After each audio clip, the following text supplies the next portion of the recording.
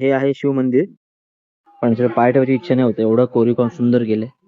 आता आम्ही आंबे लोड करतोय आमच्या गाडीत आणि आमचा गाडीचा ड्रायव्हर.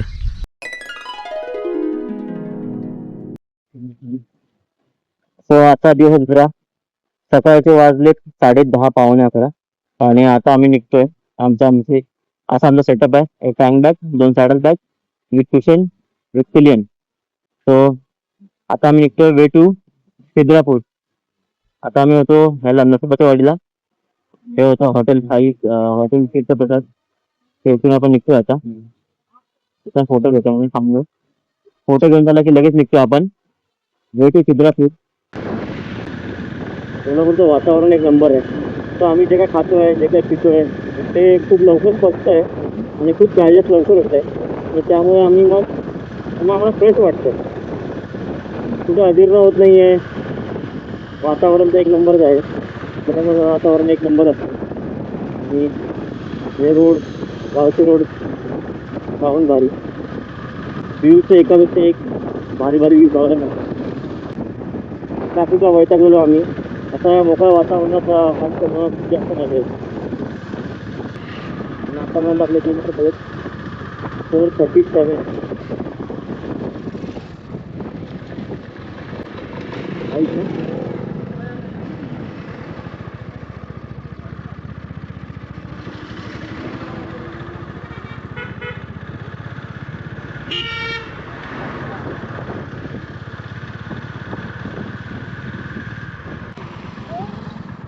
दर्गा कुठे आहे इकडे? दर्गा काय सुरू भेटायचं कुठे जायचं तुम्हाला? दत्तवाड. पुढे काय तुझं? दत्तवाडी येत आहे. हॅलो, अरे पुढचं काय विचारू? दर्गा कुठची? दारू मलिक दालू मलिक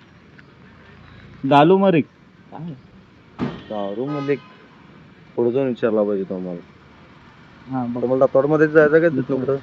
दारू मलिक का? तिथून आत जावं. तिथं पुढे कुणाला पण विचारा, तिथून आत जायचं. Okay, thank you. लोकेशन पाठवलं असतं तरी चाललं.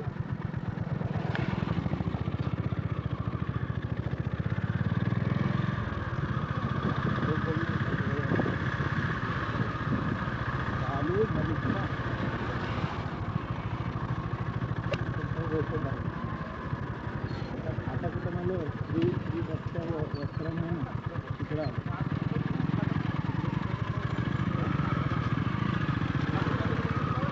लेट मारू ना तिकडून.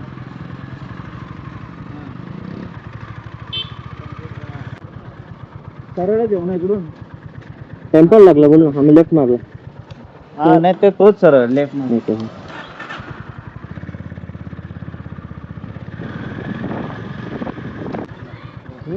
कुठे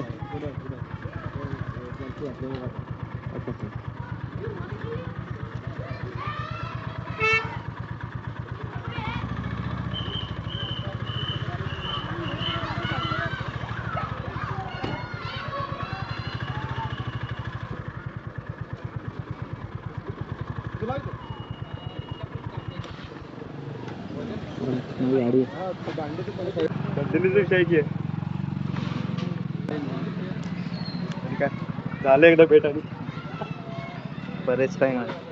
तो मला सांगायचं मुंबईला जायचं. मी आलो ना, याच वर्षी बोललो ना तुला येतो नंतर नाही झालं. याच वर्षी पूजा होती ना, आपली यात्रा होती.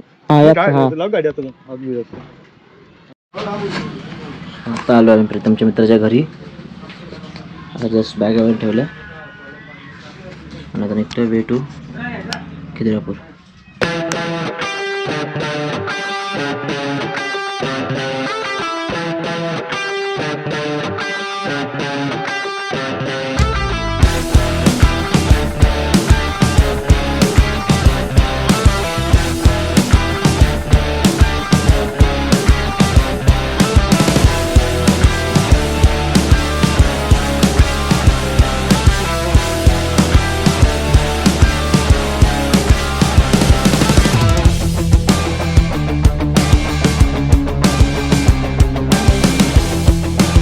वे पोहोचलो आपण खिद्रापूरला आणि हे आहे शिव मंदिर. राजा गंधर्वादित्यने हे मंदिर बांधले. याची खासियत म्हणजे ह्याच्यावरती जे काम केलंय, जे की कोरीव काम केलंय ते खूप बघण्यासारखं आहे. नरसोबाच्या वाडीत आलं की इथे येऊन नक्की भेट द्या. मंदिराच्या मिडलला एक स्वर्ग मंडप आहे, एक गोलाकार हॉल ज्यामध्ये खांबा इतके गुंतागुंतीचे कोरीव काम आहे. ही ऍक्च्युली पायरी आहे ही, पण त्याच्यावर पाय ठेवायची इच्छा नाही होते, एवढं कोरीव काम सुंदर केलंय. आणि हा दरवाजा आहे.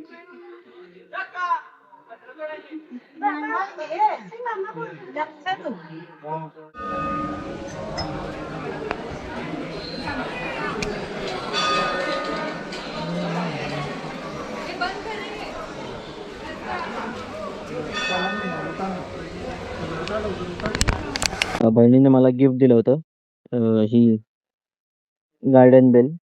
तो मी आता गार्डन लावतोय आणि ते लोकेशन आहे खिद्रापूर. फायनली मयुरी तू दिलेली जी गार्डन बेल आहे ती आम्ही लावली आहे इथे खाली बाईकच्या सगळ्यात लोएस्ट पार्टमध्ये. स्पीड ब्रेकर आलं की ती आपटणार आणि मला आवाज येणार.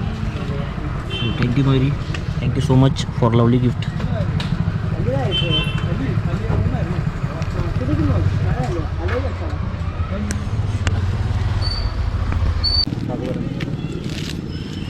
चल चालतो.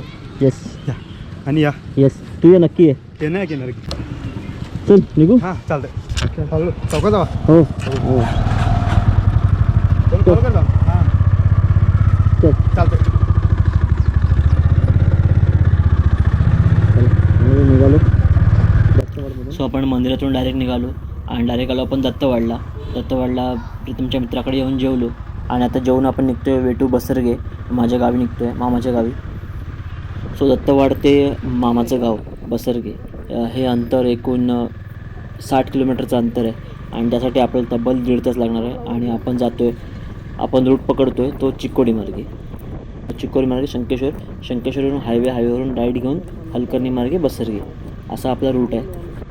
आता आपण होतो महाराष्ट्रात म्हणजे दत्तवाडला आणि इथून आपण जातोय कर्नाटकात चिक्कोडीला.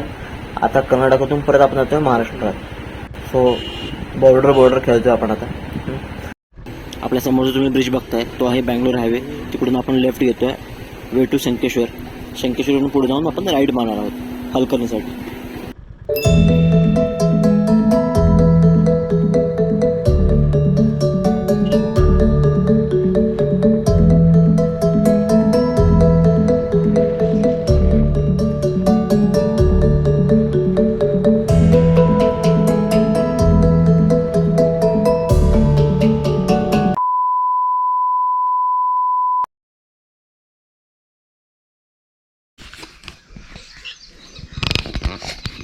Good morning. सकाळचे वाजलेत 9:30 आणि आता मी आलो शेतात. रात्री आम्ही 7 वाजता पोचलो इथे गावात आणि मस्त प्रीतमने चिकन केलं.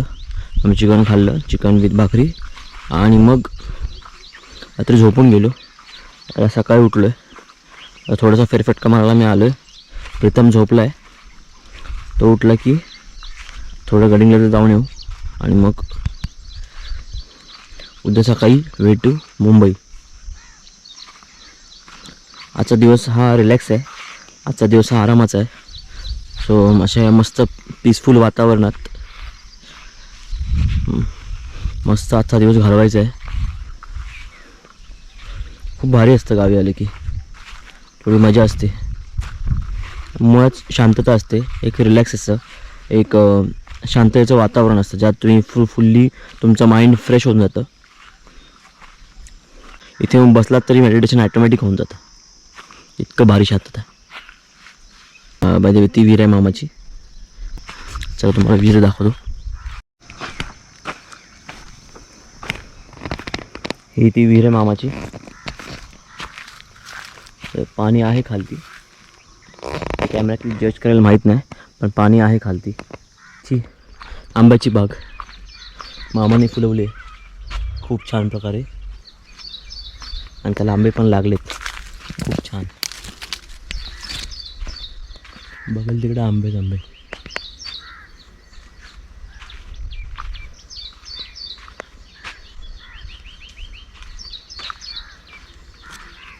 नुसते आंबे. चला आता आंबे आहेत पण खायला कोण नाही.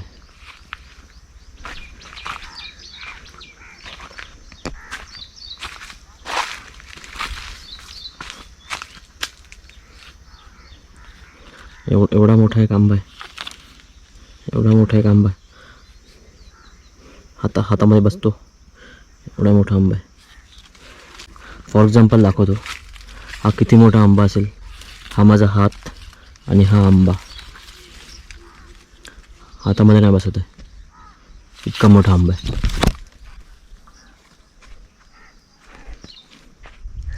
सो या आंब्याच्या झाडाखाली आम्ही जेवायला बसायचो लहानपणी. तेव्हा खूप जास्त मजा यायची. माझ्याकडे एखादा व्हिडिओ असेल तर मी टाकेन याच्या पुढे. नुसतेच आंबे आंबे.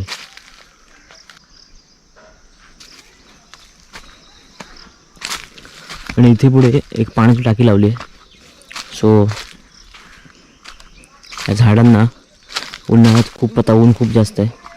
सो उन्हाळ्यात पण या झाडांना पाणी मिळावं म्हणून ही पाण्याची टाकी लावली आहे. टाकी फुल भरली आहे. ते पाणी तुम्हाला दिसत असेल. टाकीवर फुल भरली आहे.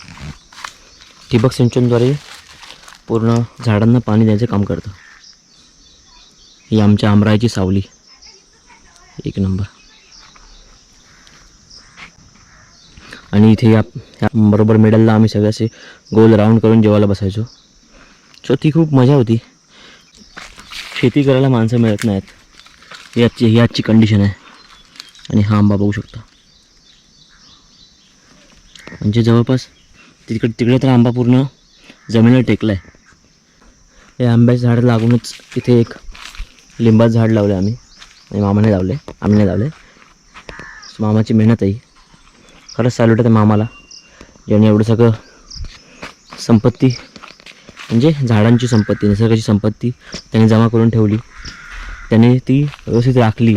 आम्ही एवढे आंबे काढलेत. आता आम्ही आंबे लोड करतोय आमच्या गाडीत. आणि आमचा गाडीचा ड्रायव्हर हा ठेव गाडी आणि घ्या परत घेऊन नाही जाऊ सगळं जा. सो आमचा ड्रायव्हर चाललाय आंबे ठेवायला. धक्का स्टार्ट आहे आमची गाडी पण ठीक आहे. पाहिजे आपले ड्रायव्हर आलेत आंबे घेऊन.